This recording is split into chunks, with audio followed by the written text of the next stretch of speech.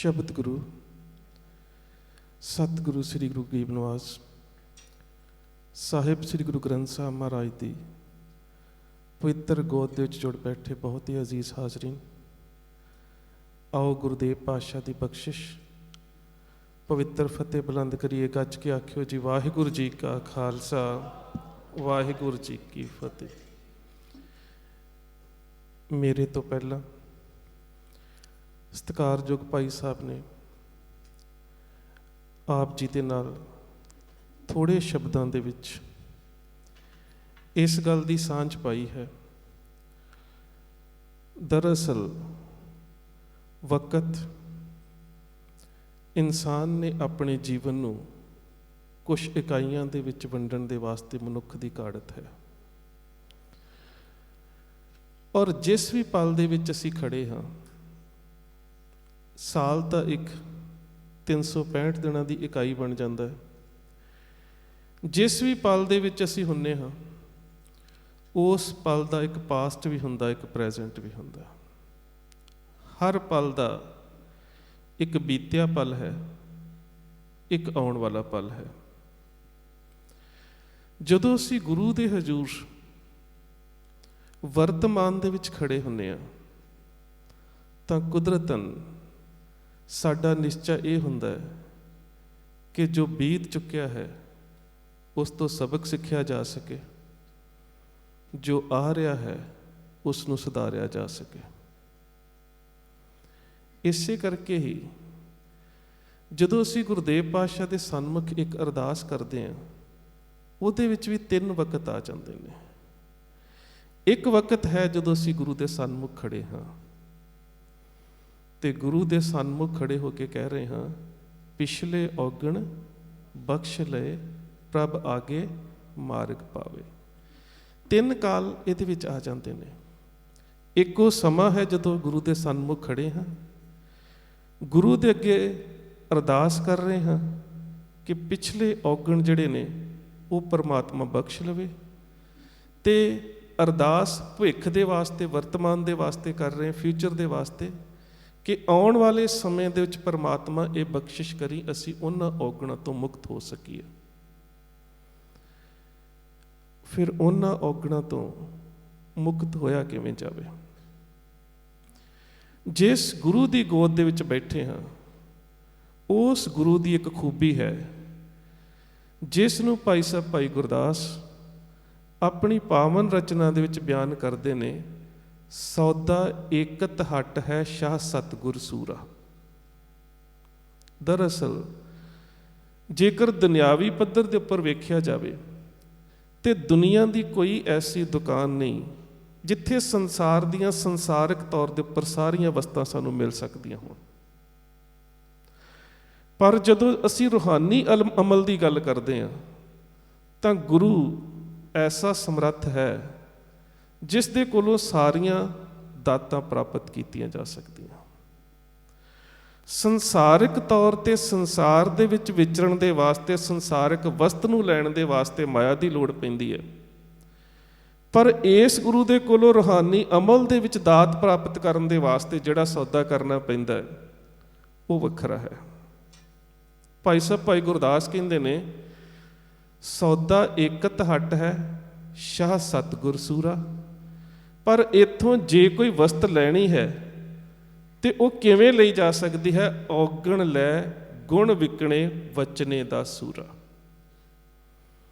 ਇੱਥੋਂ ਜਿਹੜੀ ਵਸਤ ਲੈਣੀ ਹੈ, ਜੇ ਅਸੀਂ ਇੱਥੋਂ ਗੁਣ ਲੈਣੇ ਨੇ, ਜਿੰਨੇ ਗੁਣ ਲੈਣੇ ਨੇ ਓਨੇ ਔਗਣ ਤਿਆਗਣੇ ਪੈਣਗੇ।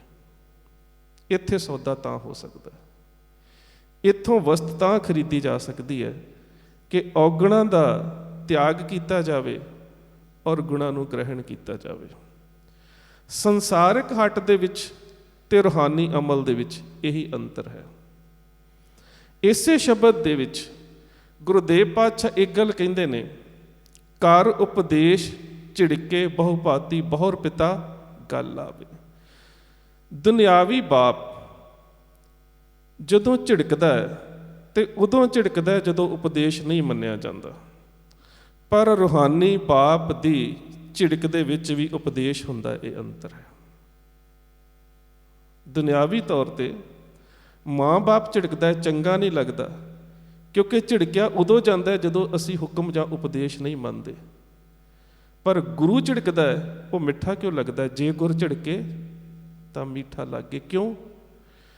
ਕਿਉਂਕਿ ਗੁਰੂ ਦੀ ਝਿੜਕ ਦੇ ਵਿੱਚ ਵੀ ਉਪਦੇਸ਼ ਹੈ। ਗੁਰਦੇਵ ਪਾਤਸ਼ਾਹ ਜੇ ਸਾਨੂੰ ਕਿਸੇ ਗੱਲ ਤੋਂ ਵਰਜਦੇ ਨੇ ਤਾਂ ਕੁਦਰਤਨ ਜਿਹੜਾ ਉਹ ਉਪਦੇਸ਼ ਹੈ ਉਹ ਸਾਨੂੰ ਰੂਹਾਨੀ ਅਮਲ ਦੇ ਦਾਇਰੇ ਦੇ ਵਿੱਚ ਲੈ ਕੇ ਜਾਂਦਾ ਹੈ। ਤੇ ਸਾਡੀ ਜ਼ਿੰਦਗੀ ਦੇ ਵਿੱਚ ਔਗਣ ਤਾਂ ਬਹੁਤ ਜ਼ਿਆਦਾ ਨੇ। ਜੇ ਅਸੀਂ ਵਿਕਾਰਾਂ ਦੀ ਵੀ ਗੱਲ ਕਰ ਸਕੀਏ ਤਾਂ ਬਹੁਤ ਵੱਡੇ ਆਪਣੇ ਆਪ ਨੂੰ ਅਧਿਆਤਮਕਵਾਦ ਦੇ ਅਲੰਬਰਦਾਰ ਕਹਿਣ ਵਾਲੇ ਵੀ ਇਹਨਾਂ ਵਿਕਾਰਾਂ ਤੋਂ ਮੁਕਤ ਨਾ ਹੋ ਸਕੇ। ਪਰ ਗੁਰਦੇਵ ਪਾਤਸ਼ਾਹ ਕਹਿੰਦੇ ਨੇ ਕਿ ਸਭ ਕੁਝ ਸੰਭਵ ਹੈ, ਕੁਝ ਚੀਜ਼ਾਂ ਅਸੰਭਵ ਨੇ ਕੁਦਰਤ ਦੇ ਵਿੱਚ, ਦੁਨਿਆਵੀ ਅਮਲ ਦੇ ਵਿੱਚ। ਮਿਸਾਲ ਦੇ ਤੌਰ ਤੇ ਗੁਰਬਾਣੀ ਦੇ ਵਿੱਚ ਇੱਕ ਬੜਾ ਪਾਵਨ ਸਾਡੇ ਸਾਹਮਣੇ ਪ੍ਰਮਾਣ ਹੈ ਕਿ ਚੰਦਨ ਦੇ ਕੋਲ ਜਿੰਨੇ ਵੀ ਰੁੱਖ ਹੁੰਦੇ ਨੇ ਉਹਨਾਂ 'ਚੋਂ ਸੁਗੰਧ ਆਉਣ ਲੱਗ ਜਾਂਦੀ ਹੈ। ਸੰਚਿਤ ਸਲਲ ਬਹੁ ਬਰਨ ਬਨਾਸ ਪਾਤ, ਚੰਦਨ ਸਬਾਸ ਇੱਕ ਹੈ ਚੰਦਨ ਕਹਿ ਜਾਨੀਏ। ਬਰਸਾਤ ਹੁੰਦੀ ਹੈ ਜੰਗਲ ਦੇ ਵਿੱਚ, ਬਰਸਾਤ ਬੇਸ਼ੱਕ ਸਾਰੇ ਹੀ ਰੁੱਖਾਂ ਦੇ ਉੱਪਰ ਹੁੰਦੀ ਹੈ, ਪਰ ਜਿਹੜੇ ਰੁੱਖ ਚੰਦਨ ਦੇ ਕੋਲ ਹੁੰਦੇ ਨੇ ਉਹਨਾਂ ਦੇ ਵਿੱਚੋਂ ਸੁਗੰਧ ਆਉਣ ਲੱਗ ਪੈਂਦੀ ਹੈ। ਪਰ ਇੱਕ ਰੁੱਖ ਐਸਾ ਹੈ ਜਿਹੜਾ ਚੰਦਨ ਦੇ ਕੋਲ ਰਹਿ ਕੇ ਵੀ ਚੰਦਨ ਦੀ ਸੁਗੰਧ ਨਹੀਂ ਲੈ ਸਕਦਾ, ਉਹ ਹੈ ਬਾਂਸ। ਚੰਦਨ ਕੇ ਨਿਕਟੇ ਬਸੇ ਬਾਂਸ ਸੁਗੰਧ ਨਾ ਹੋਈ। ਇਸੇ ਤਰ੍ਹਾਂ ਇੱਕ ਔਗਣ ਸਿੰਬਲ ਦੇ ਰੁੱਖ ਦਾ ਹੈ, ਉੱਚਾ ਹੈ, ਵਿਸ਼ਾਲ ਹੈ, ਪਰ ਉਸ ਦੇ ਫਲ ਔਰ ਫੁੱਲ ਕਿਸੇ ਦੇ ਕੰਮ ਨਹੀਂ ਆਉਂਦੇ। ਪਾਵਨ ਗੁਰਬਾਣੀ 'ਚ ਇਸ ਦਾ ਜ਼ਿਕਰ ਹੁੰਦਾ। ਜਿਨ੍ਹਾਂ ਲੋਕਾਂ ਦੀ ਜ਼ਿੰਦਗੀ ਬਿੱਖ ਸਮਾਨ ਹੋ ਜਾਂਦੀ ਹੈ, ਜ਼ਿੰਦਗੀ ਦੇ ਵਿੱਚ ਵਿਕਾਰਾਂ ਦੀ ਜ਼ਹਿਰ ਹੋ ਜਾਂਦੀ ਹੈ, ਪਾਤਸ਼ਾਹ ਕਹਿੰਦੇ ਬਿੱਖ ਮੈਂ ਅੰਮ੍ਰਿਤ ਸਿੰਚੀਏ ਬਿੱਖ ਕਾ ਫਲ ਪਾਈ। ਜ਼ਹਿਰ ਹੋਵੇ ਪਾਣੀ ਦੇ ਵਿੱਚ ਘੁਲੀ ਹੋਈ, ਉਹਦੇ 'ਚ ਪਾਣੀ ਪਾਈ ਵੀ ਜਾਓ ਤਾਂ ਵੀ ਜ਼ਹਿਰ ਹੀ ਰਹੇਗਾ। ਪਰ ਇਹ ਜਿੰਨੀਆਂ ਵੀ ਉਦਾਹਰਨਾਂ ਨੇ ਇਹ ਦੁਨਿਆਵੀ ਪੱਧਰ ਦੇ ਉੱਪਰ ਨੇ। ਪਰ ਜੇਕਰ ਰੂਹਾਨੀ ਅਮਲ ਦੇ ਵਿੱਚ ਇਸ ਗੱਲ ਨੂੰ ਵੇਖਿਆ ਜਾਵੇ ਤੇ ਭਾਈ ਸਾਹਿਬ ਭਾਈ ਗੁਰਦਾਸ ਕਹਿੰਦੇ ਨੇ ਕਿ ਹੁਣ ਆਪਣੀ ਜ਼ਿੰਦਗੀ ਵੱਲ ਵੇਖੋ। ਜੇ ਕਿਤੇ ਸਾਡੀ ਜ਼ਿੰਦਗੀ ਬਾਂਸ ਵਰਗੀ ਹੈ ਜਿਹੜੀ ਕਿਸੇ ਚੰਗੇ ਰੂਹਾਨੀ ਅਮਲ ਦੇ ਵਿੱਚ ਕਿਸੇ ਗੁਣ ਨੂੰ ਗ੍ਰਹਿਣ ਨਹੀਂ ਕਰਦੀ, ਤੇ ਭਾਈ ਸਾਹਿਬ ਭਾਈ ਗੁਰਦਾਸ ਕਹਿੰਦੇ ਬਾਂਸ ਵਰਗੀ ਜ਼ਿੰਦਗੀ ਨੂੰ ਚੰਦਨ ਬਣਾਇਆ ਜਾ ਸਕਦਾ। ਜੇ ਸਾਡੀ ਜ਼ਿੰਦਗੀ ਵਿਕਾਰਾਂ ਦੀ ਬਿੱਖ ਦੇ ਨਾਲ ਭਰੀ ਹੋਈ ਹੈ, ਭਾਈ ਸਾਹਿਬ ਭਾਈ ਗੁਰਦਾਸ ਕਹਿੰਦੇ ਅੰਮ੍ਰਿਤ ਬਣਾਇਆ ਜਾ ਸਕਦਾ। ਜੇ ਸਾਡੀ ਜ਼ਿੰਦਗੀ ਦਾ ਕਿਸੇ ਨੂੰ ਕੋਈ ਲਾਭ ਨਹੀਂ, ਸਿੰਬਲ ਦੇ ਰੁੱਖ ਵਰਗੀ ਹੈ, ਤੇ ਭਾਈ ਸਾਹਿਬ ਭਾਈ ਗੁਰਦਾਸ ਕਹਿੰਦੇ ਨੇ ਕਿ ਇਹਨੂੰ ਵੀ ਗੁਣਵੱਤਾ ਦੇ ਆਧਾਰ ਦੇ ਵਿੱਚ ਗੁਣਹੀਨ ਤੋਂ ਗੁਣਵਾਨ ਬਣਾਇਆ ਜਾ ਸਕਦਾ।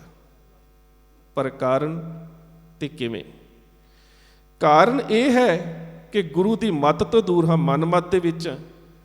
ਤੇ ਬਣਾਇਆ ਕਿਵੇਂ ਜਾ ਸਕਦਾ ਹੈ?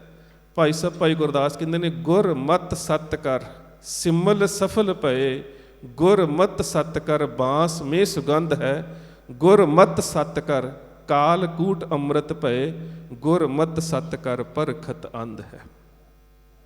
ਗੁਰੂ ਦੀ ਮੱਤ ਨੂੰ ਸਤ ਕਰਕੇ ਮੰਨ ਲਿਆ ਜਾਵੇ ਤੇ ਸਾਡੀ ਜ਼ਿੰਦਗੀ ਜਿਹੜੀ ਵਿਕਾਰਾਂ ਦੇ ਨਾਲ ਭਰੀ ਹੈ, ਨਿਰੰਕਾਰ ਦੀ ਕਿਰਪਾ ਦੇ ਨਾਲ ਵਿਕਾਰਾਂ ਤੋਂ ਮੁਕਤ ਹੋ ਸਕਦੀ ਹੈ।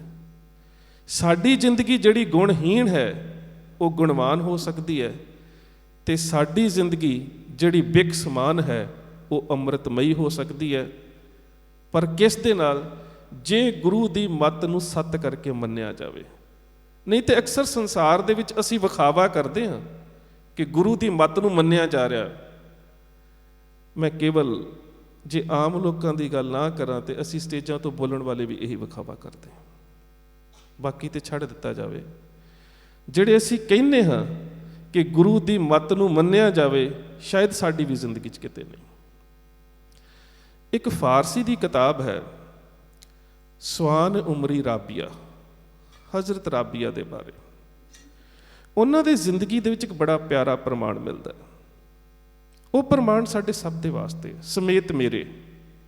ਅਸੀਂ ਲੋਕ ਕਹਿੰਦੇ ਹਾਂ ਜ਼ਿੰਦਗੀ ਵਿਕਾਰਾਂ ਤੋਂ ਮੁਕਤ ਕਰੋ, ਅਸੀਂ ਲੋਕ ਕਹਿੰਦੇ ਹਾਂ ਵਿਕਾਰਾਂ ਤੋਂ ਰਹਿਤ ਜੀਵਨ ਚਾਹੀਦਾ, ਅਸੀਂ ਲੋਕ ਕਹਿੰਦੇ ਹਾਂ ਕਿ ਜਿਹੜੇ 5 ਵਿਕਾਰ ਨੇ, ਚਾਹੇ ਉਹ ਕ੍ਰੋਧ ਹੈ, ਚਾਹੇ ਕਾਮ ਹੈ, ਚਾਹੇ ਲੋਭ ਹੈ, ਚਾਹੇ ਮੋਹ ਹੈ, ਚਾਹੇ ਅਹੰਕਾਰ ਹੈ, ਪਰ ਗੱਲਾਂ ਕਹਿਣ ਦੇ ਵਿੱਚ ਤੇ ਜੀਵਨ ਦੇ ਕਮਾਉਣ ਦੇ ਵਿੱਚ ਬੜਾ ਅੰਤਰ ਹੁੰਦਾ। ਹਜ਼ਰਤ ਰਾਬੀਆ ਬੈਠੇ ਹੋਏ ਨੇ ਤੇ ਉਹਨਾਂ ਦੇ ਕੋਲ ਹਸਨ ਬਸਰੀ ਆ ਕੇ ਬੈਠ ਗਿਆ। ਹਸਨ ਬਸਰੀ ਵੀ ਇਸਲਾਮੀ ਜਗਤ ਦੇ ਵਿੱਚ ਇੱਕ ਪਹੁੰਚਿਆ ਹੋਇਆ ਇਨਸਾਨ ਹੈ। ਦੋਵੇਂ ਬੈਠੇ ਨੇ, ਹਜ਼ਰਤ ਰਾਬੀਆ ਬਸਰੀ ਬੈਠੇ ਨੇ ਔਰ ਹਸਨ ਬਸਰੀ ਬੈਠੇ ਨੇ। ਬੈਠਿਆਂ ਬੈਠਿਆਂ ਕੋਈ ਸ਼ਰਧਾਲੂ ਆਇਆ ਤੇ ਉਸ ਨੇ ਆ ਕੇ ਸੋਨੇ ਦੀਆਂ 2 ਅਸ਼ਰਫੀਆਂ ਹਸਨ ਬਸਰੀ ਦੇ ਅੱਗੇ ਰੱਖ ਦਿੱਤੀਆਂ। ਰਾਬੀਆ ਵੇਖ ਰਹੀ ਹੈ ਕਿ ਹਸਨ ਬਸਰੀ ਬੈਠਾ ਹੈ ਤੇ ਹਸਨ ਬਸਰੀ ਦੇ ਅੱਗੇ ਇੱਕ ਸ਼ਰਧਾਲੂ ਨੇ ਆ ਕੇ 2 ਸੋਨੇ ਦੀਆਂ ਅਸ਼ਰਫੀਆਂ ਰੱਖ ਦਿੱਤੀਆਂ। ਹਸਨ ਬਸਰੀ ਨੇ ਜਦੋਂ ਉਹਨਾਂ ਅਸ਼ਰਫੀਆਂ ਨੂੰ ਵੇਖਿਆ ਤੇ ਉੱਚੀ ਆਵਾਜ਼ ਦੇ ਵਿੱਚ ਬੋਲਿਆ, ਇਹਨਾਂ ਨੂੰ ਚੁੱਕ ਲਓ ਮੇਰੇ ਅੱਗੋਂ, ਮੇਰੇ ਵਾਸਤੇ ਤੇ ਸੋਨਾ ਮਿੱਟੀ ਹੈ, ਮੇਰੇ ਅੱਗੋਂ ਚੁੱਕ ਲਓ ਇਹਨਾਂ ਨੂੰ। ਇਹ ਦੱਸਣ ਦੇ ਵਾਸਤੇ ਕਿ ਮੈਂ ਰੂਹਾਨੀ ਅਮਲ ਦੇ ਉਸ ਮਰਤਬੇ ਦੇ ਉੱਪਰ ਪਹੁੰਚ ਚੁੱਕਾ ਕਿ ਮੇਰੇ ਵਾਸਤੇ ਸੋਨਾ ਵੀ ਮਿੱਟੀ ਬਣ ਚੁੱਕਾ। ਪਰ ਜਿਨ੍ਹਾਂ ਦੀ ਜ਼ਿੰਦਗੀ 'ਚ ਕੰਚਨ ਲੋਹ ਸਮਾਨ ਹੋ ਜਾਂਦਾ ਹੈ, ਉਹਨਾਂ ਨੂੰ ਕਹਿਣਾ ਨਹੀਂ ਪੈਂਦਾ। ਹਜ਼ਰਤ ਰਾਬੀਆ ਮੁਸਕਰਾ ਪਈ। ਹਸਨ ਬਸਰੀ ਨੇ ਸੋਚਿਆ ਕਿ ਮੈਂ ਤਾਂ ਇੰਨਾ ਚੰਗਾ ਉਪਦੇਸ਼ ਦਿੱਤਾ ਹੈ ਕਿ ਸੋਨੇ ਦੀਆਂ ਅਸ਼ਰਫੀਆਂ ਨੂੰ ਚੁੱਕ ਲਓ, ਮੇਰੇ ਵਾਸਤੇ ਇਹ ਮਿੱਟੀ ਹੈ। ਰਾਬੀਆ ਬਸਰੀ ਮੁਸਕਰਾਈ ਕਿਉਂ ਹੈ?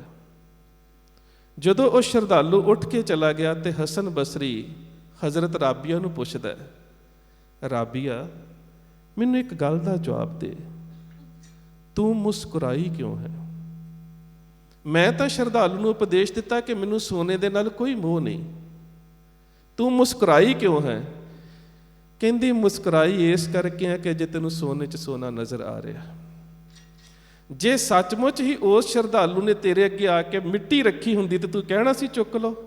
ਇਸ ਦਾ ਮਤਲਬ ਅਜੇ ਤੈਨੂੰ ਸੋਨਾ ਨਜ਼ਰ ਆ ਰਿਹਾ, ਅਜੇ ਤੂੰ ਵਿਖਾਵਾ ਕਰ ਰਿਹਾ ਹੈ। ਦਰਅਸਲ ਅਜੇ ਤੂੰ ਉਸ ਅਮਲ ਨੂੰ ਆਪਣੀ ਜ਼ਿੰਦਗੀ ਦਾ ਹਿੱਸਾ ਨਹੀਂ ਬਣਾਇਆ। ਜੇ ਤੂੰ ਜ਼ਿੰਦਗੀ ਦਾ ਹਿੱਸਾ ਬਣਾਇਆ ਹੁੰਦਾ ਤਾਂ ਤੈਨੂੰ ਸੋਨਾ ਨਜ਼ਰ ਹੀ ਨਹੀਂ ਸੀ ਆਉਣਾ।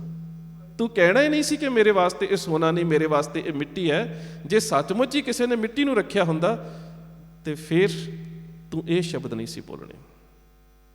ਹਸਨ ਬਸਰੀ ਸੱਚਮੁੱਚ ਹੀ ਹੈਰਾਨ ਹੋਇਆ ਕਿ ਅਜੇ ਮੈਂ ਜ਼ਿੰਦਗੀ ਦੀ ਉਸ ਅਵਸਥਾ ਦੇ ਵਿੱਚ ਨਹੀਂ ਪਹੁੰਚਿਆ ਜਿਸ ਅਵਸਥਾ ਦੇ ਵਿੱਚ ਰਾਬੀਆ ਬਸਰੀ ਪਹੁੰਚ ਚੁੱਕੀ ਹੈ। ਸੋ ਦੁਨਿਆਵੀ ਅਮਲ ਦੇ ਵਿੱਚ ਇਸ ਤਰ੍ਹਾਂ ਹੁੰਦਾ ਹੈ ਕਿ ਵਿਖਾਵਾ ਕੀਤਾ ਜਾਂਦਾ ਹੈ ਕਿ ਸਾਨੂੰ ਮਾਇਆ ਦੇ ਨਾਲ ਮੋਹ ਨਹੀਂ, ਪਰ ਅਸੀਂ ਸਾਰੇ ਹੀ ਫਸੇ ਹੋਏ ਹਾਂ। ਮੈਂ ਪਹਿਲਾਂ ਵੀ ਗੱਲ ਕੀਤੀ ਸੀ, ਸੰਸਾਰ ਦੀ ਗੱਲ ਹੀ ਛੱਡ ਦਈਏ, ਜੇਕਰ ਅਸੀਂ ਆਪਣੇ ਇਤਿਹਾਸ ਵੱਲ ਝਾਤੀ ਮਾਰੀਏ ਤੇ ਕਾਮ, ਕ੍ਰੋਧ, ਲੋਭ, ਮੋਹ, ਇਹਨਾਂ ਬੰਧਨਾਂ ਤੋਂ ਮੁਕਤ ਕੌਣ ਹੋ ਸਕਿਆ? ਗੁਰੂ ਤੋਂ ਬਿਨਾਂ। ਤੇ ਜਿਹੜਾ ਹੋ ਸਕਿਆ ਉਹ ਹੋ ਸਕਿਆ ਜਿਸ ਨੇ ਮਨ ਦੀ ਮੱਤ ਨੂੰ ਛੱਡ ਕੇ ਗੁਰੂ ਦੀ ਮੱਤ ਨੂੰ ਮੰਨਿਆ। ਤੀਸਰੇ ਪਾਤਸ਼ਾਹ ਗੁਰਤਾ ਗੱਦੀ ਤੇ ਬਿਰਾਜਮਾਨ ਹੋਏ ਤੇ ਗੁਰਤਾ ਗੱਦੀ ਦਾ ਵੀ ਲੋਭ ਹੈ ਦੂਸਰੇ ਪਾਤਸ਼ਾਹ ਦੇ ਪੁੱਤਰਾਂ ਦੇ ਮਨ ਦੇ ਵਿੱਚ। ਸੰਸਾਰਕ ਲੋਭ ਦੀ ਤਾਂ ਗੱਲ ਹੀ ਛੱਡਦੀ ਹੈ, ਜਿਹੜਾ ਔਗਣ ਹੈ ਦੂਸਰੇ ਪਾਤਸ਼ਾਹ ਦੇ ਪੁੱਤਰਾਂ ਦੇ ਮਨ ਦੇ ਵਿੱਚ ਗੁਰਤਾ ਗੱਦੀ ਦਾ ਵੀ ਲੋਭ ਹੈ ਕਿ ਗੁਰਤਾ ਗੱਦੀ ਸਾਨੂੰ ਕਿਉਂ ਨਹੀਂ ਮਿਲੀ? ਇਸ ਗੁਰੂ ਨਾਨਕ ਦੇ ਸਿੰਘਾਸਨ ਦੇ ਉੱਪਰ ਅਸੀਂ ਬਿਰਾਜਮਾਨ ਕਿਉਂ ਨਹੀਂ ਹਾਂ? ਤੀਸਰੇ ਪਾਤਸ਼ਾਹ ਬਿਰਧ ਅਵਸਥਾ ਦੇ ਵਿੱਚ ਸਿੰਘਾਸਨ ਤੇ ਬੈਠੇ ਨੇ ਤੇ ਦੂਸਰੇ ਪੁੱਤਰ ਗੁਰੂ ਦੇ ਪੁੱਤਰ ਨੇ ਆ ਕੇ ਲੱਤ ਮਾਰ ਦਿੱਤੀ। ਤੀਸਰੇ ਪਾਤਸ਼ਾਹ ਦੇ ਲੱਤ ਮਾਰੀ। ਹੁਣ ਖਿਆਲ ਕਰਿਓ, ਕਿਉਂ ਨੇ ਤੀਸਰੇ ਪਾਤਸ਼ਾਹ ਉਸ ਗੁਰਤਾ ਗੱਦੀ ਦੇ ਅਧਿਕਾਰੀ? ਕਿਉਂਕਿ ਸੱਚਮੁੱਚ ਹੀ ਉਸ ਅਵਸਥਾ 'ਚ ਪਹੁੰਚ ਚੁੱਕੇ ਨੇ ਜਿਸ ਨੂੰ ਅਸੀਂ ਕਹਿੰਦੇ ਹਾਂ, ਜਿਨ੍ਹਾਂ ਨਾ ਵਿਸਰੇ ਨਾ ਸੇ ਕਨਿਹਿਆ, ਭੇਦ ਨਾ ਜਾਣੋ ਮੂਲ ਸਾਈਂ ਜਿਹਾ। ਉਸ ਅਵਸਥਾ 'ਚ ਪਹੁੰਚ ਚੁੱਕੇ ਨੇ। ਦੂਸਰੇ ਗੁਰੂ ਦੇ ਪੁੱਤਰ ਨੇ ਆ ਕੇ ਲੱਤ ਮਾਰੀ ਹੈ। ਤੀਸਰੇ ਗੁਰੂ ਦੇਵ ਪਾਤਸ਼ਾਹ ਨੂੰ ਬਜ਼ੁਰਗ ਅਵਸਥਾ ਦੇ ਵਿੱਚ ਤੇ ਪਾਤਸ਼ਾਹ ਨੇ ਪੈਰ ਫੜ ਲਿਆ, ਤੇ ਪੈਰ ਫੜ ਕੇ ਆਪਣੇ ਮੁਖਾਰਬਿੰਦ ਤੋਂ ਸ਼ਬਦ ਪਤਾ ਕਿਹੜੇ ਕਹੇ ਨੇ? ਕਹਿੰਦੇ ਇੱਕ ਤੋਂ ਬੈ ਤੇ ਬਿਰਧ ਭਏ ਹੈ, ਦੂਜਿਆ ਸੇਵਾ ਕਰਤ ਰਹੇ ਹੈ, ਤਿਤਿਆ ਸਰੀਰ ਅਧਿਕ ਕਠੋਰਾ, ਤੁਮਰੇ ਚਰਨ ਮਿਰਦਲ ਸੰਗ ਮੋਰਾ। ਇਹ ਬੇਟਾ ਕਿਤੇ ਸੱਟ ਤਾਂ ਨਹੀਂ ਲੱਗੀ? ਕਿਉਂ? ਇੱਕ ਤੋਂ ਬੈ ਤੇ ਬਿਰਧ ਪਏ ਹੈ, ਇੱਕ ਤੇ ਮੈਂ ਸਰੀਰ ਮੇਰਾ ਬਹੁਤ ਬੁੱਢਾ ਹੈ, ਦੂਸਰਾ ਮੈਂ ਜ਼ਿੰਦਗੀ 'ਚ ਸੇਵਾ ਬਹੁਤ ਕੀਤੀ ਹੈ, ਮਿਹਨਤ ਬਹੁਤ ਕੀਤੀ ਹੈ, ਦੁਤੀਆ ਸੇਵਾ ਕਰਤ ਰਹੇ ਹੈ, ਤੇ ਸੇਵਾ ਕਰਨ ਦੇ ਨਾਲ ਤਿਤਿਆ ਸਰੀਰ ਅਧਿਕ ਕਠੋਰਾ, ਮੇਰੀਆਂ ਹੱਡੀਆਂ ਬੜੀਆਂ ਸਖਤ ਨੇ, ਤੁਮਰੇ ਚਰਨ ਮਿਰਦਲ ਸੰਗ ਮੋਰਾ, ਤੁਹਾਡੇ ਜਿਹੜੇ ਚਰਨ ਨੇ ਉਹ ਤੇ ਕਮਲ ਦੀਆਂ ਪੱਤੀਆਂ ਵਰਗੇ ਨਾਜ਼ੁਕ ਨੇ, ਕਿਤੇ ਮੈਨੂੰ ਲੱਤ ਮਾਰਨ ਦੇ ਨਾਲ ਤੈਨੂੰ ਸੱਟ ਤਾਂ ਨਹੀਂ ਲੱਗੀ। ਇਹ ਗੁਰੂਦੇਵ ਦਾ ਉਪਦੇਸ਼ ਹੈ। ਇਹ ਉਸ ਗੁਰੂਦੇਵ ਪਾਤਸ਼ਾਹ ਦਾ ਉਪਦੇਸ਼ ਹੈ ਜਿਹੜੇ ਸੱਚਮੁੱਚ ਹੀ ਉਸ ਅਵਸਥਾ ਦੇ ਵਿੱਚ ਪਹੁੰਚ ਚੁੱਕੇ ਨੇ ਜਦੋਂ ਉਹ ਗੁਰੂ ਨਾਨਕ ਸੱਚੇ ਪਾਤਸ਼ਾਹ ਦੀ ਗੁਰਤਾ ਗੱਦੀ ਦੇ ਉੱਪਰ ਬੈਠੇ ਨੇ, ਜਿਨ੍ਹਾਂ ਨੂੰ ਅਸੀਂ ਕਹਿੰਦੇ ਭੇਦ ਨਾ ਜਾਣੋ ਮੂਲ ਸਾਈਂ ਜਿਹਾ, ਜਾਂ ਅਸੀਂ ਸਿੱਖੀ ਪਰੰਪਰਾ ਦੇ ਉਸ ਵਿਚਾਰਧਾਰਕ ਪੱਖ ਨੂੰ ਜੀਨੇ ਹਾਂ, ਗੁਰ ਪਰਮੇਸ਼ਰ ਏਕੋ ਜਾਣ। ਗੁਰੂ ਔਰ ਪਰਮੇਸ਼ਰ ਦਾ ਇੱਕ ਸ਼ਬਦ ਤੇ ਸੁਰਤਾ ਅਵਸਥਾ ਦੇ ਰਾਹੀਂ ਅਭੇਦ ਹੋ ਜਾਣਾ। ਪਾਤਸ਼ਾਹ ਉਸ ਅਵਸਥਾ ਦੇ ਵਿੱਚ ਨੇ, ਪਰ ਗੁਰੂ ਘਰ ਦਾ ਪੁੱਤਰ ਜਿਹੜਾ ਉਹ ਗੁਰਤਾ ਗੱਦੀ ਦੇ ਨਾਲ ਵੀ ਮੋਹ ਤੇ ਲੋਭ ਜਤਾ ਰਿਹਾ। ਇਸ ਦਾ ਮਤਲਬ ਮੁਕਤ ਉਹ ਹੋਇਆ ਜਿਸ ਨੇ ਗੁਰੂ ਦੀ ਮੱਤ ਨੂੰ ਸੱਤ ਕਰਕੇ ਜਾਣਿਆ, ਮੁਕਤ ਉਹ ਨਹੀਂ ਹੋਇਆ ਇਸ ਵਿਕਾਰਾਂ ਦੀ ਮੈਲ ਤੋਂ ਜਿਸ ਨੇ ਗੁਰੂ ਦੇ ਘਰ ਦੇ ਵਿੱਚ ਜਨਮ ਲਿਆ। ਸੋ ਇਸ ਦਾ ਮਤਲਬ ਕਿ ਜੇ ਅਸੀਂ ਸੱਚਮੁੱਚ ਹੀ ਔਗਣਾਂ ਨੂੰ ਛੱਡਣਾ ਹੈ ਤੇ ਸ਼ਰਤ ਇਹ ਨਹੀਂ ਹੈ ਕਿ ਕਿਸ ਪਰਿਵਾਰ ਦੇ ਵਿੱਚ ਜਨਮ ਹੋਇਆ ਹੈ, ਸ਼ਰਤ ਇਹ ਹੈ ਕਿ ਮਨਮਤ ਨੂੰ ਤਿਆਗ ਕੇ ਗੁਰਮਤ ਦੇ ਅਸੀਂ ਕਿੰਨੇ ਤਾਰਨੀ ਹੋਏ। ਜੇਕਰ ਅਸੀਂ ਵਿਕਾਰਾਂ ਤੋਂ ਮੁਕਤ ਹੋਣਾ ਹੈ, ਤੇ ਵਿਕਾਰਾਂ ਤੋਂ ਮੁਕਤ ਹੋਣ ਦੇ ਵਾਸਤੇ ਮਨੁੱਖ ਦੇ ਕੋਲ ਸਾਧਨ ਕੀ ਹੈ? ਸਿਰਫ ਤੇ ਸਿਰਫ ਅਰਦਾਸ। ਇਸ ਤੋਂ ਬਿਨਾਂ ਸਾਡਾ ਕੋਈ ਜ਼ੋਰ ਨਹੀਂ। ਇੱਕ ਅਰਦਾਸ ਹੈ ਜਿਹੜੀ ਅਸੀਂ ਆਪਣੇ ਇਸ਼ਟ ਦੇ ਅੱਗੇ ਕਰ ਸਕਦੇ ਹਾਂ, ਪਰ ਉਹ ਜਿਹੜੀ ਅਰਦਾਸ ਹੈ ਉਹ ਕਿਸੇ ਵੀ ਤਰ੍ਹਾਂ ਦੀ ਦੁਨਿਆਵੀ ਲਾਲਸਾ ਤੋਂ ਮੁਕਤ ਹੋਵੇ। ਸ਼ੇਖ ਸਾਦੀ ਨੇ ਆਪਣੇ ਇੱਕ ਸ਼ੇਰ ਦੇ ਵਿੱਚ ਇੱਕ ਘਟਨਾ ਨੂੰ ਬਿਆਨ ਕੀਤਾ। ਘਟਨਾ ਬੜੀ ਛੋਟੀ ਜਿਹੀ ਹੈ, ਅਰਥ ਉਸਦੇ ਬੜੇ ਉੱਚੇ ਨੇ, ਕਿਉਂਕਿ ਪਾਵਨ ਗੁਰਬਾਣੀ ਨੇ ਇੱਕ ਗੱਲ ਕਹੀ ਹੈ ਕਿ ਪਰਮਾਤਮਾ ਨੂੰ ਮਿਲਣ ਦੇ ਰਾਹ ਦੇ ਵਿੱਚ ਮਨੁੱਖ ਦੀਆਂ ਦੁਨਿਆਵੀ ਸ਼ਰਾਰਤਾਂ ਤੇ ਦੁਨਿਆਵੀ ਚਤਰਾਈਆਂ ਕੰਮ ਨਹੀਂ ਆਉਂਦੀਆਂ। ਸਹਿਜ ਸਿਆਣਪਾਂ ਲੱਖ ਹੋਏ ਤਾਂ ਇੱਕ ਨਾ ਚੱਲੇ ਨਾਲ। ਦੁਨਿਆਵੀ ਚਲਾਕੀਆਂ ਦੇ ਨਾਲ, ਦੁਨਿਆਵੀ ਸ਼ਰਾਰਤਾਂ ਦੇ ਨਾਲ ਪੈਸਾ ਕਮਾਇਆ ਜਾ ਸਕਦਾ ਹੈ ਤੇ ਸੰਸਾਰ ਨੂੰ ਰੁਝਾਇਆ ਜਾ ਸਕਦਾ ਹੈ, ਪਰ ਪਰਮਾਤਮਾ ਨੂੰ ਨਹੀਂ ਪਾਇਆ ਜਾ ਸਕਦਾ। ਉਹਦੇ ਵਾਸਤੇ ਇੱਕ ਹੀ ਚੀਜ਼ ਦੀ ਲੋੜ ਹੈ, ਜਿਸ ਨੂੰ ਕਲਗੀਧਰ ਪਾਤਸ਼ਾਹ ਗੁਰੂ ਗੋਬਿੰਦ ਸਿੰਘ ਮਹਾਰਾਜ ਕਹਿੰਦੇ ਨੇ, ਸਾਚ ਕਹੂੰ ਸੁਣ ਲਿਓ ਸਭੈ ਜਿਨ ਪ੍ਰੇਮ ਕੀਓ ਤਿਨ ਹੀ ਪ੍ਰਭ ਪਾਇਓ। ਔਰ ਦਰਅਸਲ ਪ੍ਰੇਮ ਦੇ ਬੰਧਨ ਦੇ ਵਿੱਚ ਆਪਣੇ ਆਪ ਨੂੰ ਬੰਨਣ ਦੇ ਵਾਸਤੇ ਜ਼ਰੂਰੀ ਹੁੰਦਾ ਹੈ ਮੋਹ ਦੇ ਬੰਧਨ ਨੂੰ ਤੋੜਨਾ। ਉਹੀ ਨਹੀਂ ਟੁੱਟਦਾ, ਉਸ ਨੂੰ ਤੋੜਨਾ ਬਹੁਤ ਜ਼ਰੂਰੀ ਹੈ। ਉਸ ਨੂੰ ਤੋੜਨ ਦਾ ਇੱਕੋ ਹੀ ਸਾਧਨ ਹੈ ਅਰਦਾਸ। ਅਰਦਾਸ ਹੋਵੇ ਉਸ ਪਰਮਾਤਮਾ ਦੇ ਨਾਲ ਮਿਲਾਪ ਦੇ ਵਾਸਤੇ, ਤੇ ਜਿਹੜੀ ਉਹ ਅਰਦਾਸ ਹੁੰਦੀ ਹੈ ਉਹਦੇ 'ਚ ਭੋਲਾ ਭਾਵ ਹੁੰਦਾ ਹੈ, ਚਤਰਾਈਆਂ ਸਿਆਣਪਾਂ ਨਹੀਂ ਹੁੰਦੀਆਂ। ਇਸੇ ਕਰਕੇ ਧੰਨਾ ਭਗਤ ਜੀ ਦੇ ਬਾਰੇ ਬੜਾ ਸਪਸ਼ਟ ਹੈ, ਭੋਲਾ ਭਾਉ ਗੋਬਿੰਦ ਮਿਲਾਵੇ। ਭੋਲਾ ਭਾਉ ਪਰਮਾਤਮਾ ਦੇ ਨਾਲ ਮਿਲਾਪ ਦਾ ਸਾਧਨ ਹੈ, ਤੇ ਭੋਲਾ ਭਾਉ ਹੈ, ਨਾ ਕਿ ਦੁਨਿਆਵੀ ਚਤਰਾਈਆਂ। ਇੱਕ ਆਜ਼ੜੀ ਪਹਾੜੀ ਦੇ ਉੱਪਰ ਰਹਿੰਦਾ, ਕੋਈ ਕੁਟੁੰਬ ਨਹੀਂ, ਕੋਈ ਕਬੀਲਾ ਨਹੀਂ, ਕੋਈ ਪਰਿਵਾਰ ਨਹੀਂ, ਕੋਈ ਮਾਂ ਨਹੀਂ, ਕੋਈ ਬਾਪ ਨਹੀਂ, ਇਕੱਲਾ ਹੈ। ਕੁਝ ਭੇਡਾਂ ਰੱਖੀਆਂ ਨੇ, ਉਹਨਾਂ ਨੂੰ ਚਾਰਦਾ ਹੈ, ਕੁਛ ਦੁੱਧ ਵੇਚ ਕੇ ਗੁਜ਼ਾਰਾ ਕਰ ਲੈਂਦਾ, ਕੁਛ ਦੁੱਧ ਪੀ ਲੈਂਦਾ। ਇੱਕ ਦਿਨ ਮਨ ਦੇ ਵਿੱਚ ਆਇਆ ਕਿ ਸਾਰੀ ਹਯਾਤ, ਸਾਰੀ ਜ਼ਿੰਦਗੀ ਇੱਥੇ ਹੀ ਬਸਰ ਹੋ ਚੱਲੀ ਹੈ, ਕਿਉਂ ਨਾ ਸ਼ਹਿਰ ਦੇ ਵਿੱਚ ਜਾ ਕੇ ਵੇਖਾਂ ਲੋਕ ਕਿੰਝ ਵਸਦੇ ਨੇ, ਲੋਕ ਕੀ ਕਰਦੇ ਨੇ, ਵੇਖਾਂ ਤੇ ਸਹੀ। ਸ਼ਹਿਰ ਦੇ ਵਿੱਚ ਗਿਆ ਤੇ ਕੁਦਰਤਨ ਜਦੋਂ ਸ਼ਹਿਰ ਦੇ ਵਿੱਚ ਦਾਖਲ ਹੋਇਆ, ਧਾਰਮਿਕ ਸਥਾਨ ਸੀ ਇਸਲਾਮ ਦਾ, ਤੇ ਉੱਥੇ ਇਸਲਾਮ ਧਰਮ ਦੇ ਕਾਜ਼ੀ ਸਾਹਿਬ ਉਸ ਵੇਲੇ ਮੁਕੱਦਸ ਕੁਰਾਨ ਸ਼ਰੀਫ ਦਾ ਹਿਜ਼ਬ ਕਰਾ ਰਹੇ ਸੀ, ਸੰਥਿਆ ਦੇ ਰਹੇ ਸੀ, ਖੁਦਾ ਦੇ ਬਾਰੇ ਸਮਝਾ ਰਹੇ ਸੀ। ਉਹ ਅੰਦਰ ਆਪਣੇ ਉਸ ਮਦਰਸੇ ਦੇ ਵਿੱਚ, ਉਸ ਧਾਰਮਿਕ ਸਥਾਨ ਦੇ ਵਿੱਚ ਆਏ ਹੋਏ ਆਪਣੇ ਸ਼ਾਗਿਰਦਾਂ ਨੂੰ ਸਮਝਾ ਰਹੇ ਨੇ, ਖੁਦਾ ਲਾਵਾਰਿਸ ਹੈ। ਜਦੋਂ ਇਹ ਸ਼ਬਦ ਸੁਣਿਆ, ਖੁਦਾ ਲਾਵਾਰਿਸ ਹੈ, ਆਜੜੀ ਰੁਕ ਗਿਆ। ਬੜੀ ਅਜੀਬ ਗੱਲ ਹੈ। ਮੈਂ ਤੇ ਸਮਝਦਾ ਸੀ ਖੁਦਾ ਬਹੁਤ ਵੱਡਾ ਹੈ ਤੇ ਖੁਦਾ ਆਪ ਲਾਵਾਰਿਸ ਹੈ। ਔਰ ਇਹ ਹੈ ਵੀ ਬਿਲਕੁਲ ਸੱਚ, ਖੁਦਾ ਲਾਵਾਰਿਸ ਹੈ। ਕਿਉਂਕਿ ਜਿਹੜਾ ਸਾਡਾ ਸਾਰਿਆਂ ਦਾ ਮਾਂ ਬਾਪ ਹੈ, ਤੂੰ ਮੇਰਾ ਪਿਤਾ, ਤੂੰ ਹੈ ਮੇਰਾ ਮਾਤਾ, ਤੂੰ ਮੇਰਾ ਬੰਧਪ, ਤੂੰ ਮੇਰਾ ਭਰਾ, ਉਹ ਤੇ ਸਵੈਭੰਗ ਹੈ, ਸੁੱਤੇ ਸਿੱਧ ਆਪਣੇ ਆਪ ਤੋਂ ਪ੍ਰਕਾਸ਼ਮਾਨ ਹੈ। ਪਰਮਾਤਮਾ ਦਾ ਤਾਂ ਕੋਈ ਮਾਂ ਬਾਪ ਨਹੀਂ, ਜਿਹਦਾ ਮਾਂ ਬਾਪ ਨਹੀਂ ਉਹ ਲਾਵਾਰਿਸ ਹੈ। ਰੁਕ ਗਿਆ। ਉਸ ਤੋਂ ਬਾਅਦ ਕਾਜ਼ੀ ਨੇ ਜਦੋਂ ਇਸ ਗੱਲ ਦੇ ਅਰਥ ਕੀਤੇ ਤੇ ਦੂਜੀ ਗੱਲ ਉਸਨੇ ਕਹੀ ਹੈ ਕਿ ਖੁਦਾ ਲਾ ਮਕਾਮ ਹੈ, ਖੁਦਾ ਦਾ ਕੋਈ ਘਰ ਨਹੀਂ। ਇਹ ਵੀ ਬਿਲਕੁਲ ਠੀਕ ਹੈ। ਉਸ ਖੁਦਾ ਦਾ ਕੋਈ ਘਰ ਨਹੀਂ ਹੈ, ਕਿਉਂਕਿ ਇੱਕ ਜਗ੍ਹਾ ਤੇ ਹੈ ਨਹੀਂ, ਉਹ ਸਾਰੀਆਂ ਜਗ੍ਹਾ ਤੇ। ਸਭੇ ਘਟ ਰਾਮ ਬੋਲੇ, ਈਬੇ ਬੀਠਲ ਊਬੇ ਬੀਠਲ, ਬੀਠਲ ਬਿਨ ਸੰਸਾਰ ਨਹੀਂ। ਜਿਹੜਾ ਸਾਰੇ ਜਗ੍ਹਾ ਤੇ ਹੈ, ਉਸ ਦਾ ਕੋਈ ਇੱਕ ਘਰ ਨਹੀਂ। ਖੁਦਾ ਲਾਵਾਰਿਸ ਵੀ ਹੈ, ਖੁਦਾ ਲਾ ਮਕਾਮ ਵੀ ਹੈ। ਤੀਸਰੀ ਗੱਲ ਉਸਨੇ ਕਹਿ ਦਿੱਤੀ, ਖੁਦਾ ਲਾ ਸ਼ਰੀਕ ਹੈ। ਖੁਦਾ ਦਾ ਸ਼ਰੀਕਾ ਬਰਾਦਰੀ ਵੀ ਕੋਈ ਨਹੀਂ। ਇਹ ਵੀ ਬਿਲਕੁਲ ਸੱਚ ਹੈ, ਕਿਉਂਕਿ ਸ਼ਰੀਕ ਉਸ ਦਾ ਹੁੰਦਾ ਹੈ ਤੁਧ ਜੇ ਵੱਡ ਹੋਰ ਸ਼ਰੀਕ ਹੋਵੇ ਤਾਂ ਆਖੀਏ। ਜਿਹਦੇ ਵਰਗਾ ਹੋਰ ਕੋਈ ਹੋਵੇ, ਜਿਹੜਾ ਹੈ ਹੀ ਇੱਕ, ਜਿਹੜੇ ਦੋ ਹੈ ਹੀ ਨਹੀਂ, ਜਿਹੜਾ ਪਰਮਾਤਮਾ ਹੈ ਹੀ ਇੱਕ। ਇਸੇ ਕਰਕੇ ਦੁਨੀਆ ਦੇ ਸਾਰੇ ਧਾਰਮਿਕ ਗ੍ਰੰਥਾਂ ਦੇ ਵਿੱਚੋਂ ਵਾਹਿਦ ਇੱਕ ਸਾਹਿਬ ਸ੍ਰੀ ਗੁਰੂ ਗ੍ਰੰਥ ਸਾਹਿਬ ਮਹਾਰਾਜ ਐਸੇ ਗ੍ਰੰਥ ਨੇ ਜਿਨ੍ਹਾਂ ਦੀ ਆਰੰਭਤਾ ਇੱਕ ਤੋਂ ਹੁੰਦੀ ਹੈ, ਉਹ ਵੀ ਅੰਕ ਗਣਿਤ ਦੇ ਇੱਕ ਤੋਂ, ਜਿਸ ਨੂੰ ਦੋ ਹਿੱਸਿਆਂ 'ਚ ਵੰਡਿਆ ਹੀ ਨਹੀਂ ਜਾ ਸਕਦਾ। ਪਰਮਾਤਮਾ ਹੈ ਹੀ ਇੱਕ। ਹੁਣ ਜਿਹੜਾ ਹੈ ਹੀ ਇੱਕ, ਉਸ ਦਾ ਕੋਈ ਸ਼ਰੀਕ ਨਹੀਂ ਹੋ ਸਕਦਾ। ਸ਼ਰੀਕ ਤਾਂ ਹੋਵੇ ਜੇ ਉਹਦੇ ਵਰਗਾ ਕੋਈ ਦੂਸਰਾ ਹੋਵੇ। ਸੋਚਦਾ ਰਿਹਾ, ਉੱਥੋਂ ਹੀ ਵਾਪਸ ਆ ਗਿਆ। ਸ਼ਹਿਰ ਤਾਂ ਇਹ ਵੇਖਣ ਗਿਆ ਸੀ ਕਿ ਖੁਦਾ ਦੀ ਬਣਾਈ ਖਲਕਤ ਦੇ ਵਿੱਚ ਕਿੰਨੇ ਕੁ ਰੰਗ ਨੇ, ਤੇ ਜਦੋਂ ਇਹ ਪਤਾ ਲੱਗਾ ਕਿ ਖੁਦਾ ਲਾ ਵਾਰਿਸ ਹੈ, ਲਾ ਮਕਾਮ ਹੈ, ਖੁਦਾ ਲਾ ਸ਼ਰੀਕ ਹੈ, ਵਾਪਸ ਆ ਗਿਆ। ਆਪਣੀ ਝੌਂਪੜੀ ਦੇ ਸਾਹਮਣੇ ਬੈਠ ਗਿਆ ਤੇ ਕਹਿੰਦਾ, ਖੁਦਾ ਮੈਂ ਤਾਂ ਤੈਨੂੰ ਬੜਾ ਵੱਡਾ ਸਮਝਦਾ ਸੀ, ਮੈਨੂੰ ਤੇ ਅੱਜ ਪਤਾ ਲੱਗਾ ਮੇਰਾ ਵੀ ਮਾਂ ਬਾਪ ਨਹੀਂ, ਮੈਂ ਵੀ ਯਤੀਮ ਤੇ ਤੂੰ ਵੀ ਯਤੀਮ, ਤੂੰ ਵੀ ਲਾਵਾਰਿਸ ਹੈ।